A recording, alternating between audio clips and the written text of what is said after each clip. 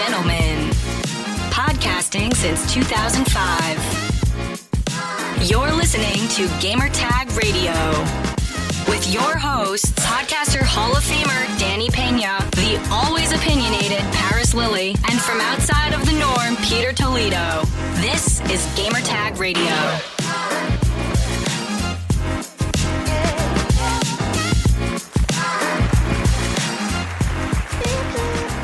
Welcome to Gamertag Radio, episode 1339. This is your host, Danny Peña. Everyone, thank you for listening. This episode, we have only a solo episode. No Paris, no Pete. But it'll be back here in a future episode. I'm actually going to be taking some time off, a little vacation here. And I'll be back with more content. Plus, Summer Game Fest is coming very, very soon. Actually, in June, very, very soon. So I hope you guys are ready for that. Been booking a lot of appointments and a couple surprises for that. All right, so on this episode, we have a special interview. If you guys are super excited about the upcoming game, which comes out in a couple of days, Tales of Kenzera, I have the creative director at Surgent Studios, Abubakar Salim, and we had a great conversation about the game. Overall, how everything started. I also did a special unboxing video with him because EA Original sent me a care package, of course, to celebrate the release of the game. And yeah, we recorded something cool. I unboxed it, and he gave me the rundown of like each item that's inside the box. And that one is gonna be available on Twitter/X. I'm also going to put it up on YouTube and other places, TikTok. So make sure to follow me. Just search for Danny Peña or Godfrey, and I'll be out there, and follow me, and the content will be there. But the conversation overall, you can listen to here on GTR, and also I'm going to upload it on YouTube. All right. So first things first, head over to gamertagradio.com. Listen to our past episodes. We have tons of content. All I have to do is go to the site, listen, or go to a podcast app. Doesn't matter which one it is. Search for Gamertag Radio. Search, subscribe, or follow. And also, if you can, post a review. Now, we always have a weekly poll that I always put up only on Spotify. So on the last episode, we talked about Fallout. So I said, hey, and I posted, are you going back to play the Fallout games? And 53.6% of you said yes. 32.1% said no. 14.3% said maybe. So it was a great conversation about Fallout. So make sure to listen to episode 1338. Make sure to check it out. It's available now on any podcast platform out there. All right, so we're going to go now to the interview, and we'll be right back after this. Send us your feedback or questions. Give us a call at 786-273-7GTR. Email us at fanmail@gamertagradio.com or leave a message on speakpipe.com/gamertagradio.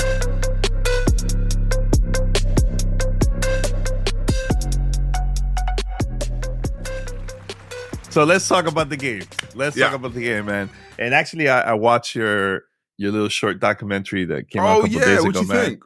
It was good, man. It was very deep. It reminded me a lot of me growing up as a kid. Right. Because I also have a lot of old videos. I see, my family, grandmother, my cousins, everybody, my dad, mom too. So now one thing that really, once I saw that video, it reminded me also of my grandmother, because she's not a gamer, but she was the one that actually got me my first Atari.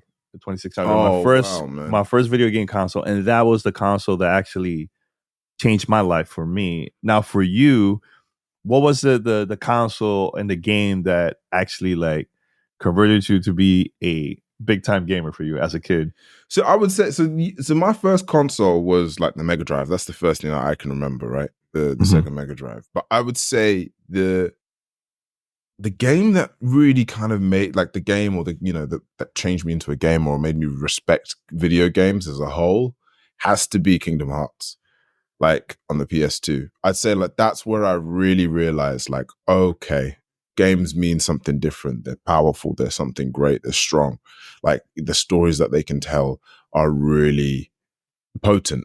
And I think that's where, you know, that's where that came from, man. Like I'd say, you know, I mean, I've been playing games, you know, even way before then as well with other games as well, like on the Game Boy or whatever but I'd say like really Kingdom Hearts made me fall in love with the artistry of games. And I say like, you know, that's the one thing that I've always loved about them is the artistry of it all.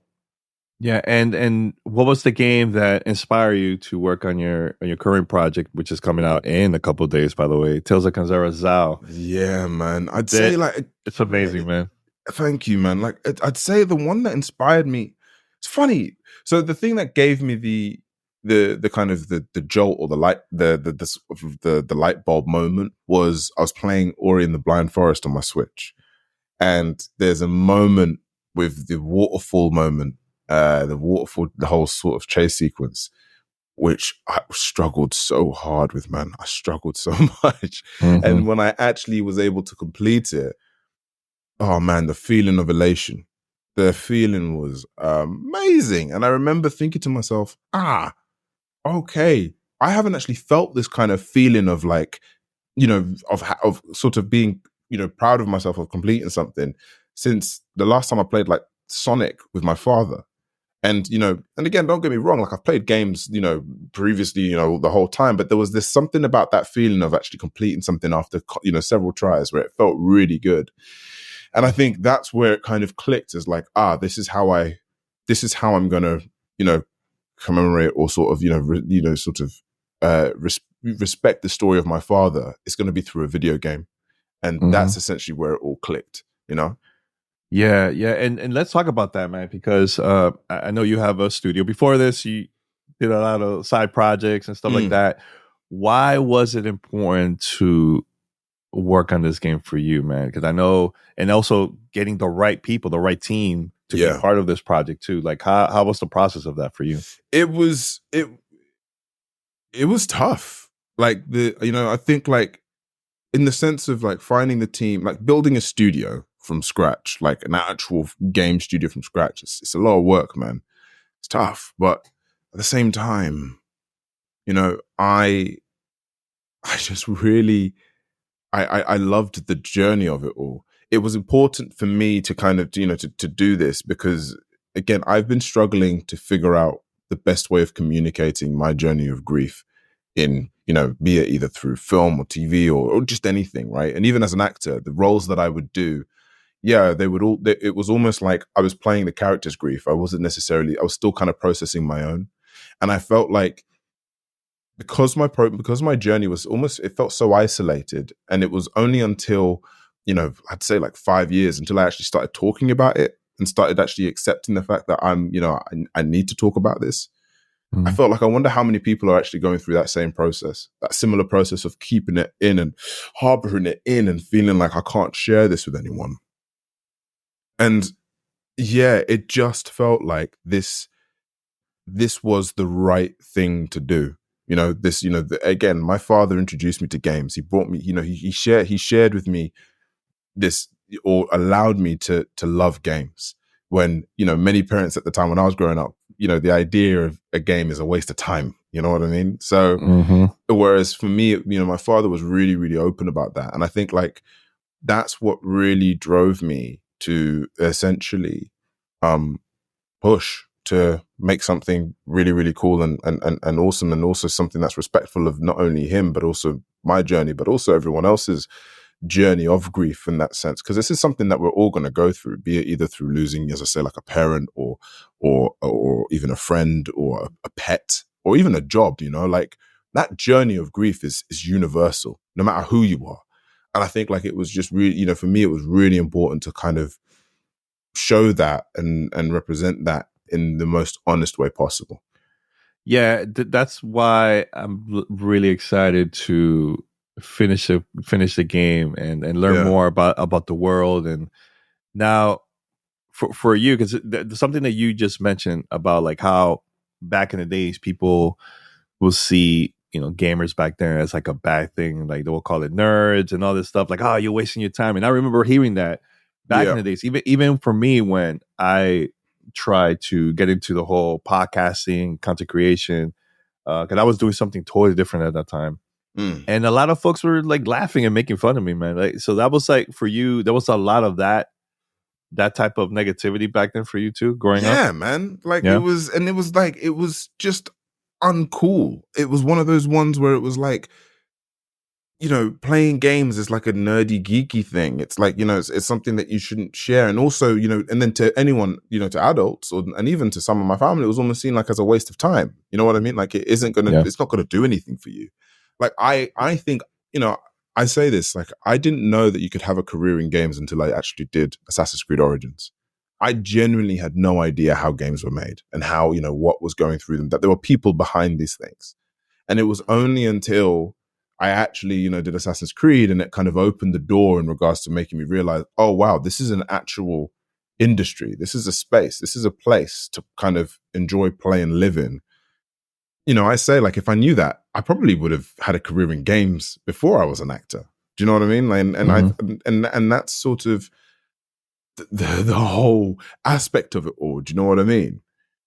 It was like, I think growing up it was almost like, you know, again, I say this, I never really connected much with TV or film growing up, and you know, TV show and like, you know, sort of books were difficult to sort of consume for me because I'm dyslexic. So really games were my only way of kind of escape and enjoyment, you know, apart from, you know, either like going outside and you know, play football with friends or anything like that. But games were my thing. And my father really saw that. And he really respected that.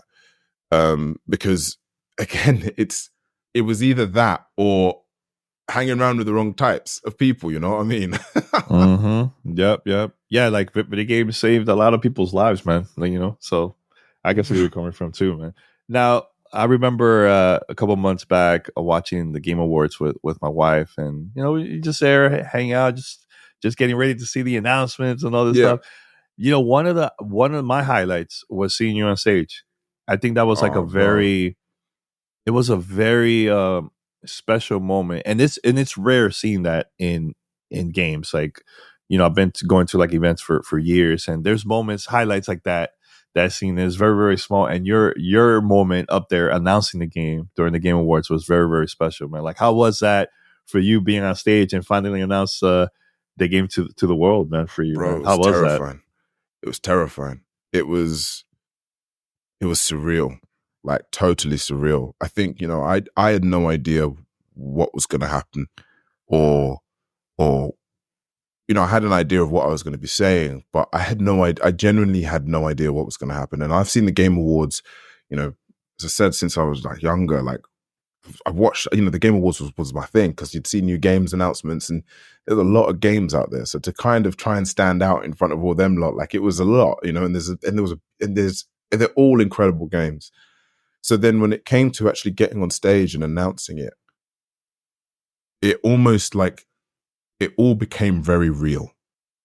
Like it all became like this whole process of making this game, of getting the EA deal, like it all became real as soon as I stood on that stage, you know, because at the time beforehand, this was something that we were building, you know, behind closed doors.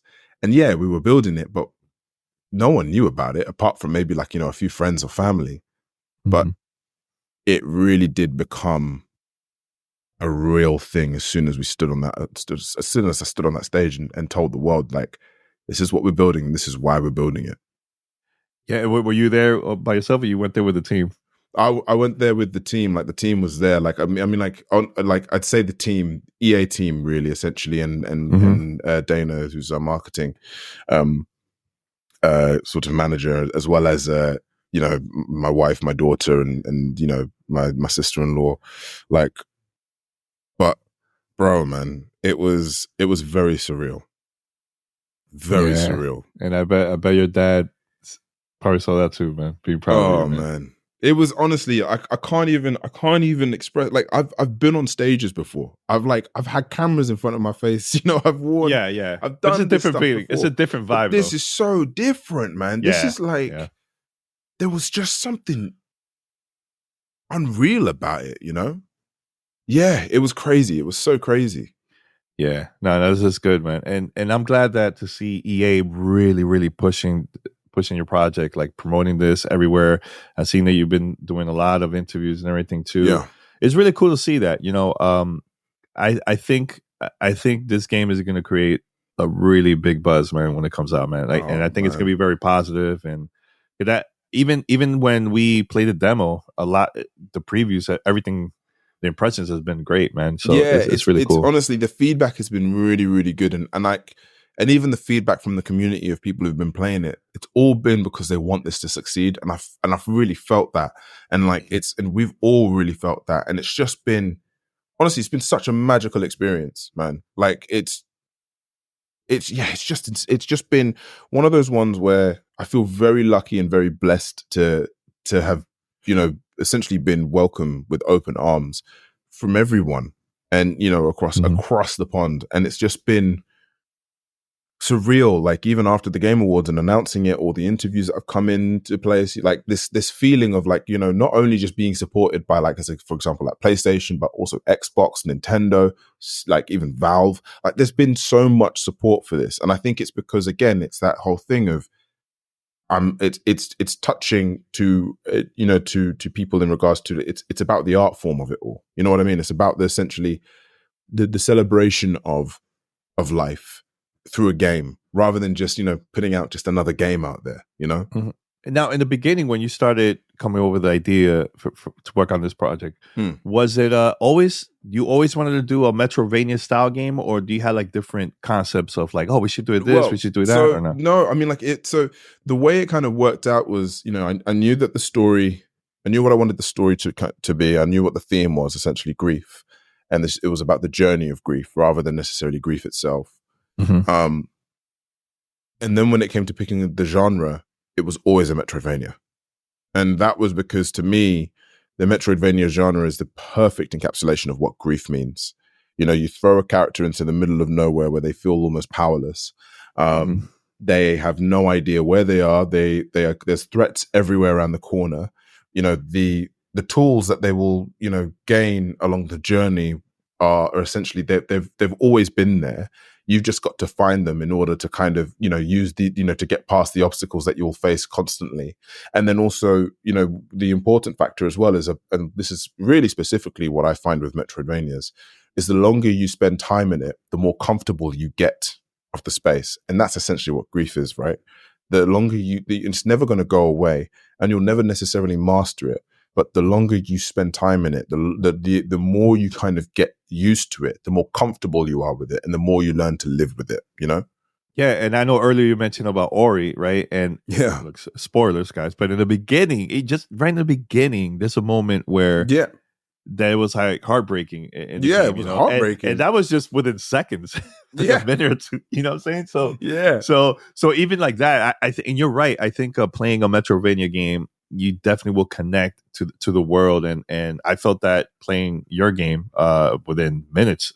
So I think the more people play this game, I think they're also going to be connected to not only the characters but the story, everything, man. I could definitely see that for sure. Thank you, man. It's been such a blessed process, man. Like I've been honestly, I've really enjoyed it, and it's, don't get me wrong, like it's been tough. Like game dev is tough, right?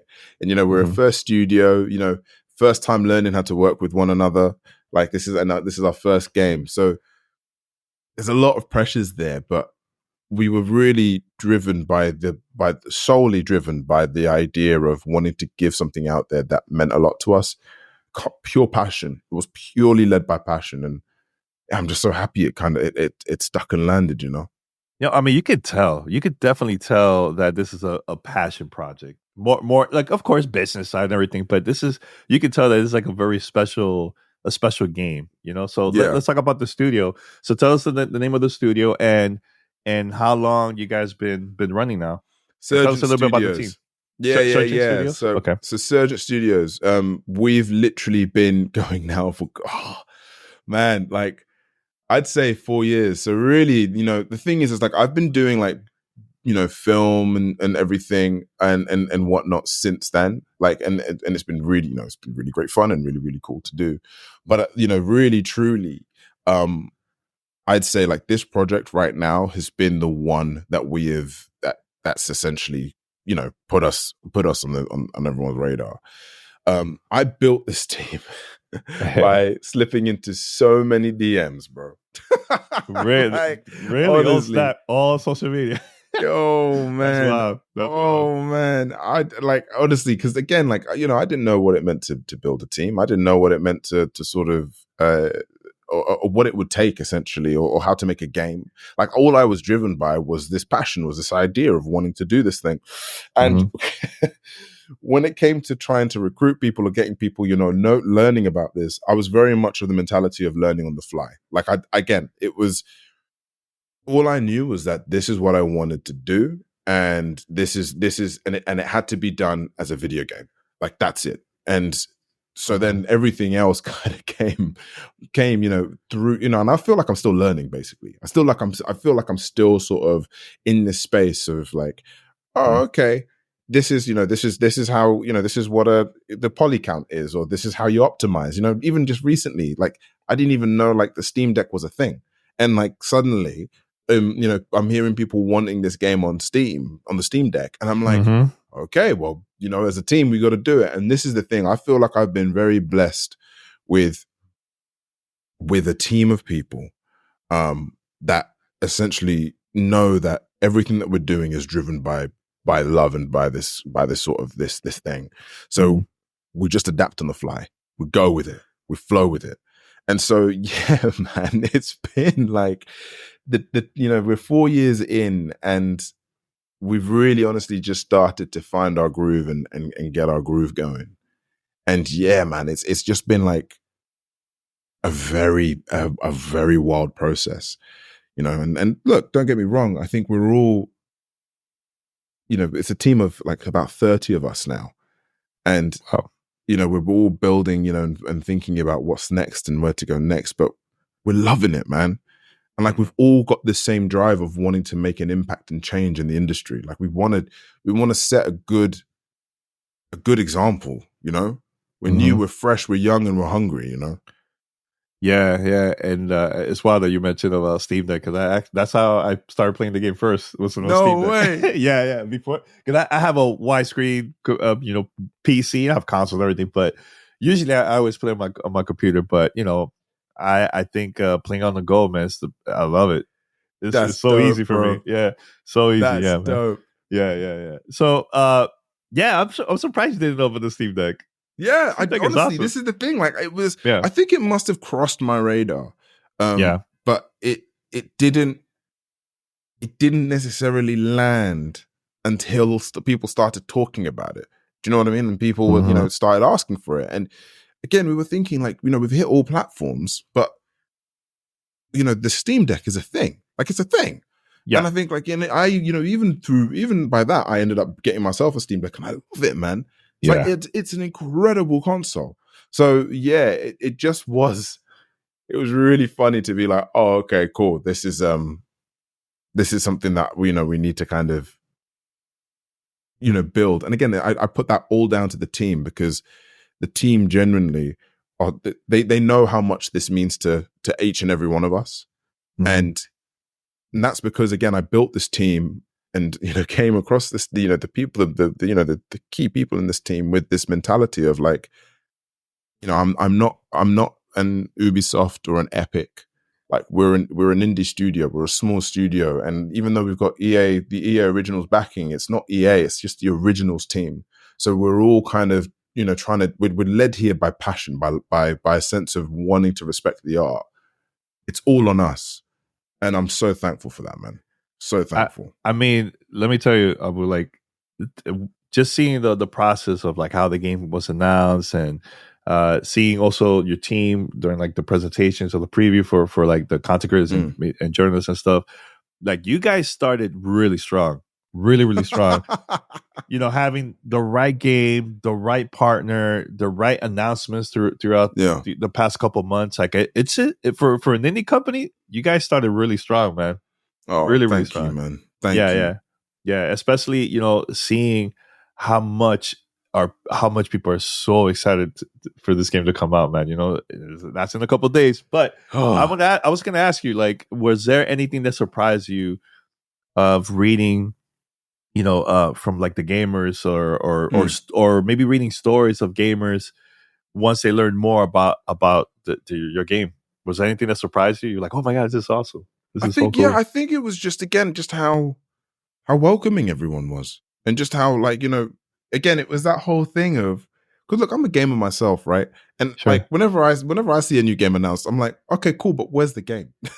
That's I gotta try I gotta see what the game is like. I gotta play the game. I gotta see it. But like even when it came to because we wanted to push pre-orders, for example, we wanted to get people pre-ordering and everything. And what was so great was like people were doing it. People were like, we we believe in your vision, and that.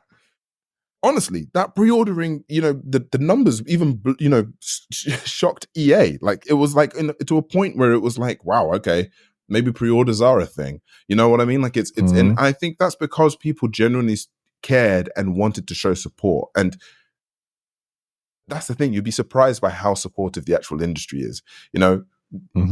Like Twitter ain't necessarily the best place in regards to kind of representing the games industry. Yeah. There is so much out there, and there are so many people out there who just want you to win. And I think like that's what's been really lovely. That's what's been really shocking in a way. Just the level of support that we've got. Yeah. And you know what? I even forgot to ask you, man. Tell us a little bit about the main character in the game, man. Oh man. And I was going to ask you a question after that, but go ahead. Yeah, no, for sure. Yeah. So Zao is essentially Zao was a creation of again,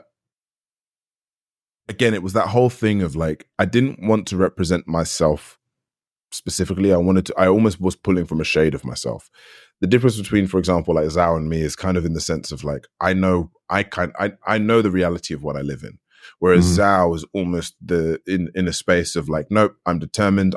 I know what I want to do. I know I can bring my father back. This is what I'm going to do. And he's very kind of, not necessarily, he's led by his emotions. He's almost what I wish I kind of was to a degree after I lost my father, being so open with my emotions. At the time when I lost my father, I shut off. I closed down. I didn't want any, I was almost like, nope, it's all cool. It's what it is. And I'll just keep going forward. Whereas Zhao's like, no. This is how I feel. This is what I'm feeling. And I need to act on this. And that's essentially what Zhao is to me. Like he represents the sort of this defiant sort of person who's driven to get what he wants. But at the same time, even then, the extreme element of it, he will learn a big lesson as to maybe that isn't not always the way to go to go through. Yeah, and I know Zao, you can switch different masks. Now, the blue and also orange represents the sun. Now, which of those masks represents you? Oof. probably the sun, man. Probably the red mask. Because again, like, for me, that's, even though, when I told the team about, what I wanted to kind of encapture with the sun mask, it was all about this almost chaotic fury, this movement, this dance, this kind of sense of like, high risk, high reward kind of element. And I think like that's kind of how I go about life. You don't go in with a plan. You go with it and the plan comes afterwards. It's like, for me, that's I'd say is definitely my vibe. Whereas like the moon mask is almost like something, probably what everyone says I should be like. Yeah. Like surgical, calculated, know where I'm going and where I'm placing the shots, Yeah, I mean, but people, for those that haven't played the game, the moon and the sun, it plays, when you wear those masks, it plays very different. Some of them is very quick pace. Some other one might be a little bit slower, but we'll get also high damage. That's why. Yeah. So now, I mean, there's going to be cases you're like, I'm going to switch. Is it because of the damage? Is it because of the more quick it's a dance. It's a balance. I Mhm. think like it's about it's whatever you're faced with at the moment. Like I think that's Mhm. the sort of way that we wanted to approach it. You could play this game technically, fighting all the enemies in one mask. It would just take a very long time. Yeah. And it's not as simple. It's about this balance, this dance between both the sun and the moon that will allow you to kind of progress through it in a way that almost feels seamless. Like that's really truly the secret. The secret is that dancing element of it all. You might do a few shots with your blue mask while you're kind of closing the distance, switch to the red, and then suddenly you've got you got things going, switch Mhm. again back to to the moon mask and crowd control kind of elements. So like this is all part and parcel of it all as the journey sort of progresses. Yeah, I know we're almost done here, but I know you worked on Assassin's Creed doing voice acting there. Now, a couple months ago, actually, was it a couple weeks ago? I can't remember. My time is super off. But I know you guys announced the cast that also the voice cast there in the game. Now, were you part of this process? Like, selecting the right people? Everything. So how was that process for you guys? It was man, to crazy. get the right folks? It was great because Yeah. again, I'm in a position where I'm like, I'm selecting the people who, really truly, meant a lot in my life. And Yeah. and the people that I've learned from, like Tristan Lala, who plays Kalunga. He was actually the first actor I worked with on Assassin's Creed Origins, and he really he was like my guy, like my North Star man in regards to that. Steve Toussaint, who plays Bomani, he plays my father in House of the Dragon. So that was really, really cool to bring him on board. And again, he's been really lovely when we've been filming on set. You've got,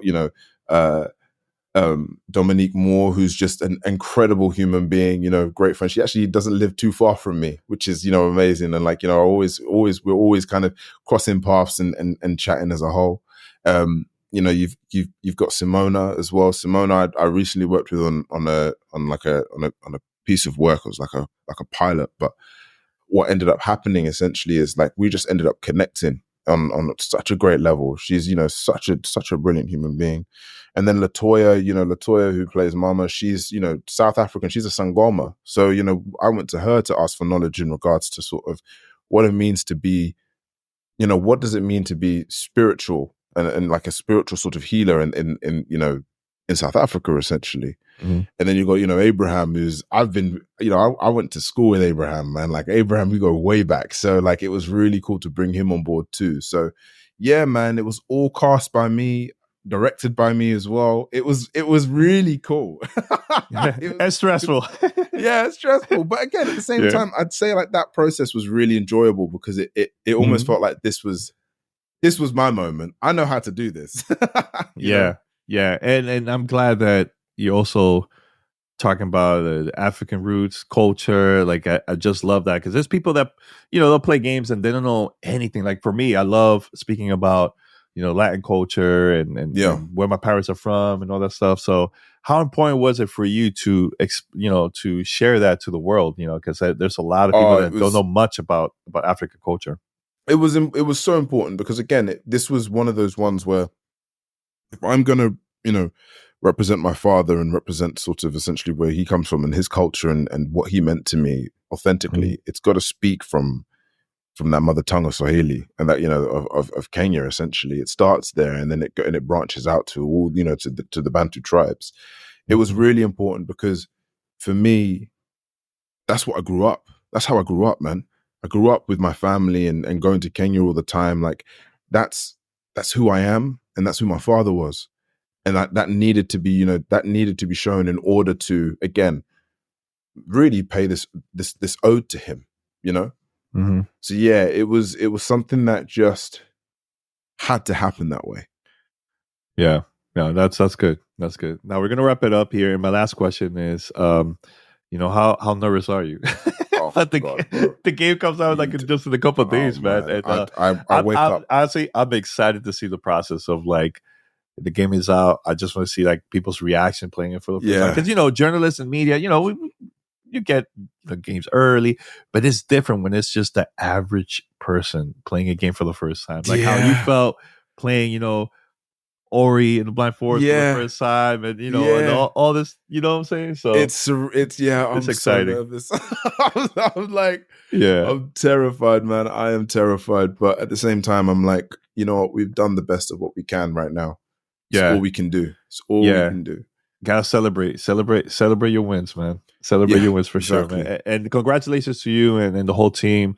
Everyone. Thank you, man. Now, for those that want to know more about the game, more information, official date, and the platform, so they could also buy this game. Yeah, I mean, it's as I say, like, it's the official date is the 23rd of April. God, coming out the 23rd of April. Countdown begins. Let's go. That's crazy. And then we're on all platforms. Steam, which is on PC, Epic Store as well. We're on PlayStation, Xbox, Nintendo Switch. Yeah, we're everywhere, bro. Yeah, there you go, guys. So make sure to support Abu and the whole crew over there, man. So this is gonna be a really amazing time, man, for just gaming in general, man. So I can't wait. Congratulations, man. Thank you, man. Yeah. You're listening to Gamertag Radio.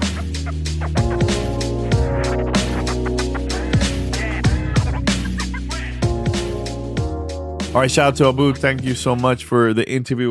It was a great time recording with you. Actually, I woke up really, really early because of the time difference. He's located in the UK and I'm in Los Angeles. So I woke up like around 6 a.m. to record this interview. So, but shout out to him. Shout out to EA Originals, the whole EA team. It was a great, great time doing this, man. So, but everyone, let me know your thoughts about the interview. Are you excited about Tales of Kenzera Zao? Let us know. And also, I'm going to post a poll if you're planning to buy this game. Yes, no, or maybe. Just go right now to Spotify after listening to this episode and vote. Let us know your thoughts about the game. I personally think the game is phenomenal. If you're into Metrovania type style game, this is something that I think you're going to love. It reminds me a lot of Ori and the Blind Forest, Metroid, Castlevania. What other games? Like, there's a lot of games like that. Also, like Dead Cells, stuff like that. So, really, really cool, man. And thank you to EA also for sending me the package, man. That was a lot of fun opening and doing an unboxing with Abu. Great conversation overall, man. So, all right, guys. So we'll be back next week. Brand new episode. Until next time, I'm out. Take care. Bye. Thanks for listening to Gamertag Radio. Be sure to like us on Facebook and follow us on Twitter.